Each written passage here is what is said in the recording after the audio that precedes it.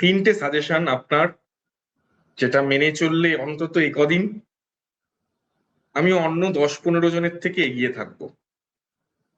First হচ্ছে একদম নিজেকে ফোকাসড রাখা, নিজেকে কাম রাখা, ডোন্ট বি স্ট্রেসড, ভালো করে একটা স্ট্রাকচার্ড রিভিশন দেওয়া, কারণ এখানে অনেক ফ্যাকচুয়াল কোয়েশ্চেন্স আছে, ওই জন্য রিভিশন ইজ ভেরি ইম্পর্টেন্ট।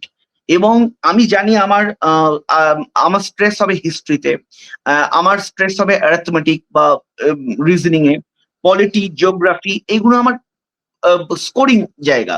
তো ওইগুলোকে ভালো করে রিভাইজ করা, একটা স্ট্রাকচার্ড রুটিন দিয়ে রিভাইজ করা, দিস ইজ দ্য কি।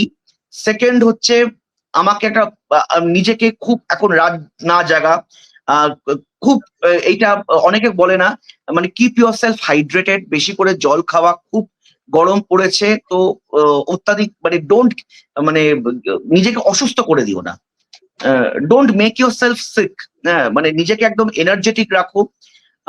এবং last but not the least, নিজেকে একদম পজিটিভ রাখো, being in a positive frame of mind during the last 3 to 4 days, and during the exam, and also during the exam hall, is very important. তো যে এই positive mindset রাখবে, এবং যারা ভালো করে প্রিপারেশন নিয়েছে, এবং যারা ভালো করে, আমি শুধু প্রিপারেশনটা নেওয়াটা ইম্পর্টেন্ট নয়, আমি অনেক জানি কিন্তু আমাকে নলেজটা ঠিক জায়গায় দেখাতে হবে, so that is also very important. তো এইখানে ওই এক্সাম হলে সেই জিনিসগুলোকে মাথায় রাখলেই কিন্তু সাকসেস আসবে।